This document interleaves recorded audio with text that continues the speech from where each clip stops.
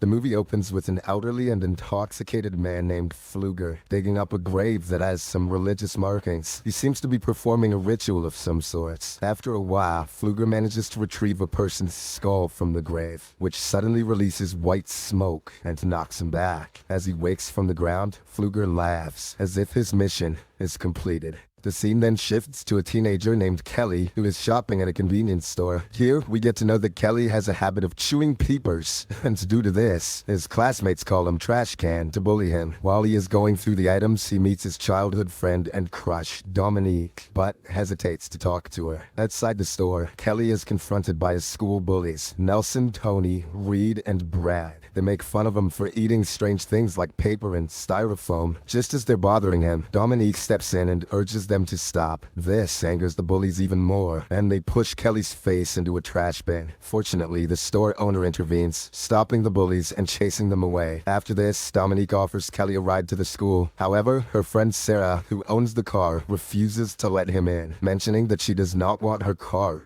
to be dirty. But from the sounds of things, he'd just eat the garbage in the back and make it clean. In the next scene, Kelly reaches school, only to find that the bullies had recorded the store incident and spread it online. As he walks through the hallway, all of the students make fun of him. After school, Kelly returns home, and his mother Bernice inquires about his day. Our boy does not mention the bullying, and simply replies that Dominique talked to him for the first time. Hearing this, Bernice becomes happy and suggests that he ask Dominique out on a date. Meanwhile, an indigenous man named Red Elk comes across the grave which Pfluger destroyed earlier and offers prayers. It is then revealed that a secret power was hidden in the grave and it has been stolen. Red Elk is very sad to learn this because it was his responsibility to take care of it. The following morning, Kelly falls ill from consuming a lot of paper and styrofoam. Bernice immediately summons the family doctor. Is he sick, Doc? No, it's just an idiot. The doctor suggests that he see a psychologist for Kelly's eating disorder. He also hints that Kelly might be acting abnormally as there are no males in the house. But in reality, the doctor has a crush on Bernice, and he simply wants to get in bed with her. The same day, Pfluger is shown in town, claiming to have the power to heal people. He demonstrates it by relieving an old woman's joint pain. Coincidentally, Bernice is also there, and she gets impressed by his skills. Believing that he might help Kelly, she invites him to her house. While Bernice steps away to get a car, Red Elk confronts Pfluger and informs him that the powers are not meant for him. He also offers to help him get rid of his healing powers. However, Pfluger declines, and a scuffle ensues where Red Elk ends up injuring himself. This is due to the powers Pfluger received from the grave, which protects their possessor. Red Elk then warns Pfluger about the consequences of the power, but the latter dismisses him and walks away. After a while, Pfluger reaches Bernice's house, and when he tries to heal Kelly, he feels a strange pain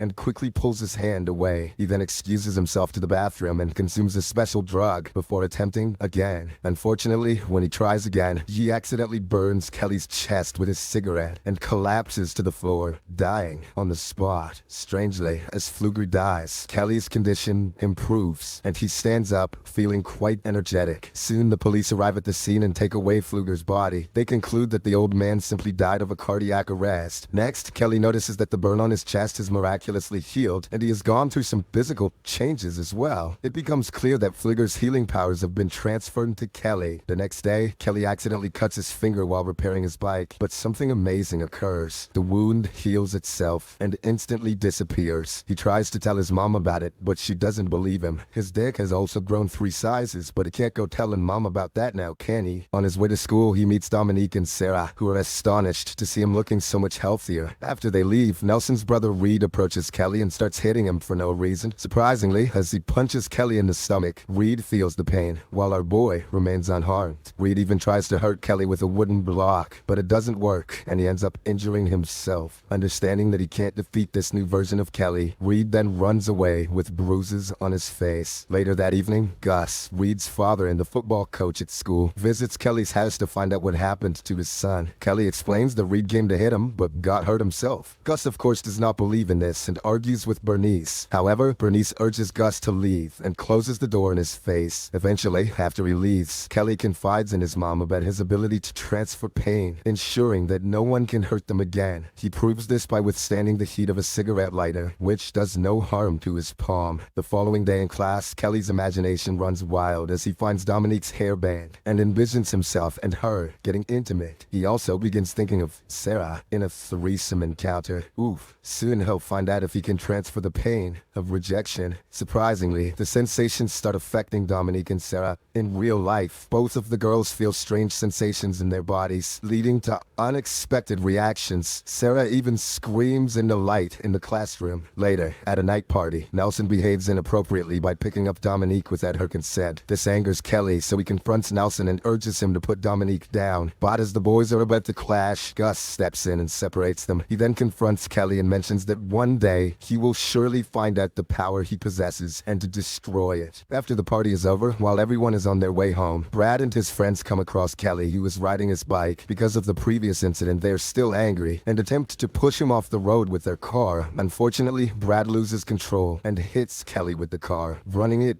over him. The impact seems severe, but when the smoke clears, it turns out that Brad's skull has been crushed, leading to his death, while Kelly is unharmed. Soon a crowd gathers and Kelly secretly explains the situation to Dominique, including his extraordinary ability. Nelson and his friends lie to the police, claiming that Brad swerved to protect Kelly because he was cycling in the middle of the road. However, a preliminary investigation by the police officer, Adler, clears Kelly of any wrongdoing. On the other hand, Red Elk learns about Pfluger's demise and visits his grave. Analyzing the soil, he concludes that Pfluger lost his power before dying. Upon hearing about Kelly's survival after being hit by a car, Red Elk pays him a visit at his workplace. He confronts Kelly about the powers, and after a bit of hesitation, the latter confesses to being treated by Pfluger. The next day, Kelly and Dominique are having lunch at a cafe and talking about movies. They're ignoring the fact that Kelly crushed Brad's skull. In reality, Dominique also likes Kelly and wishes that he would ask her for a movie night. To her good luck, he does just that, and the two agree to watch a movie soon. At the same time, Nelson and his friends are upset seeing Kelly move forward with his life so easily. They decide to avenge Brad's death and teach him a lesson. How can they teach a lesson if they never learn one themselves? Later at night, after learning about Kelly and Bernice's schedule, Nelson and his boys wait for Bernice to leave for her night shift. However, she falls ill and decides to skip her shift. Seeing his mother unwell, Kelly asks her to rest and heads to town to buy medicine for her. Noticing a car driving away, Nelson and the group mistake Kelly for Bernice and decide to scare him. They attach Kelly's trailer has to their truck and pull it with full power. With Bernice still inside, they accidentally drag the trailer away, making her fall from the couch. The chain doesn't detach properly, so the group leaves it in the truck after wrecking the trailer. Because of this, a pipe of gas bursts in the kitchen and fills the house. Shocked, Bernice tries to exit but stumbles upon a lamp and falls to the floor. Unfortunately, the lamp catches fire and the gas ignites, causing a huge explosion. After a while, Kelly arrives at the scene and rushes into the trailer to save his mother. Tragically, he's too late, as Bernice has already passed away. The traumatic experience deeply affects Kelly, and he mourns his mother's death inside the fire. After a while, Officer Adler spots burn marks on Kelly's body and admits him to the hospital. In the next scene, Red Elk approaches Adler at the hospital and informs him about Kelly's unique power. He suggests discussing the matter with Kelly, but Adler deems it inappropriate to delve into ancient folk tales during such a challenging period in Kelly's life. Understanding the situation, Red Elk tells Adler to reach out when the time is right. The following day, after miraculously healing his burn marks, Kelly goes straight to his mother's funeral, where he is supported by Dominique. She assures him that crying doesn't make him weak, and that his mother will always be proud of him. Kelly then reveals his plan to leave town, which disappoints Dominique, and after sharing a heartfelt kiss, she leaves. After that, Kelly visits Pfluger's grave in the same cemetery and begins eating a wild weed growing on it. He hopes that it can take his powers away. However, as soon as he chews them, he feels sick and begins vomiting. Sarah, who happens to be nearby, witnesses everything from a distance. Oh, he's a recovering vegan. Later, Officer Adler drives Kelly to social services and discusses his mother's accident with him. Learning that the trailer fell before the gas explosion, Kelly becomes convinced that it was no accident and someone knowingly pulled it to break the support. At the same time, Nelson and his boys are driving in their truck, showing no remorse for their actions. They are heading to the river bend to unwind, probably with beef jerky and hand jobs. On the way, they encounter Adler driving Kelly out of town and taunt him. When our boy notices the truck, he immediately realizes that they are the ones who are responsible for his mother's death. Hence, without wasting any time, he jumps out of the moving car and stealthily pursues them to the river bend. Later, while Tucker swims and the others playfully throw stones at him, Kelly slowly grabs Tucker's shirt and uses it to strangle himself. This leads to Tucker struggling to breathe and stay afloat. Ultimately, he drowns in the river. As Nelson and the others look on in horror, they immediately rush to help him, but it is too late. The bully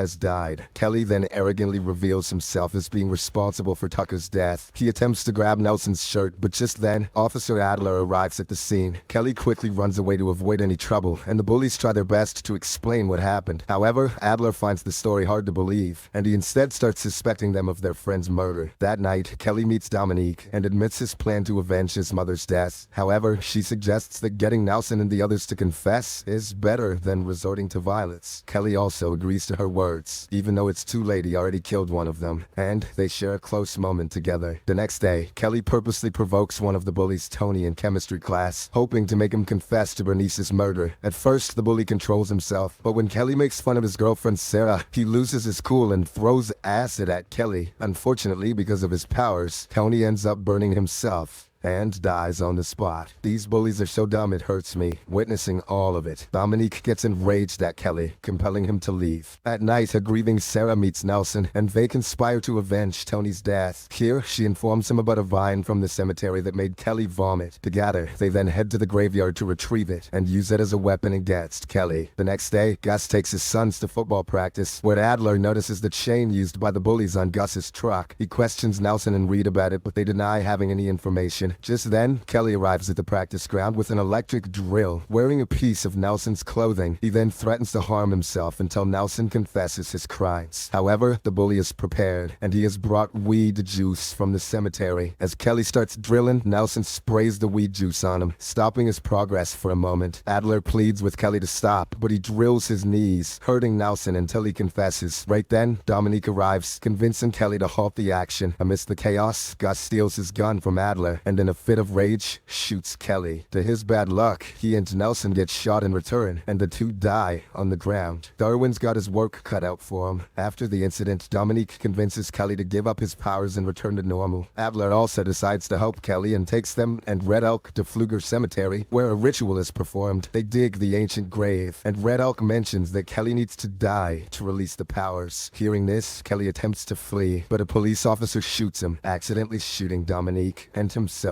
as well. Mortally wounded, Kelly kisses Dominique before she passes away. He then consumes the dead Pfluger's heart to end his power. After this, Adler shoots Kelly and kills him. In the last scene, police officers carry Dominique and Kelly's dead bodies in a van. Suddenly, on the way, Dominique wakes up, revealing that she has now possessed Kelly's healing power.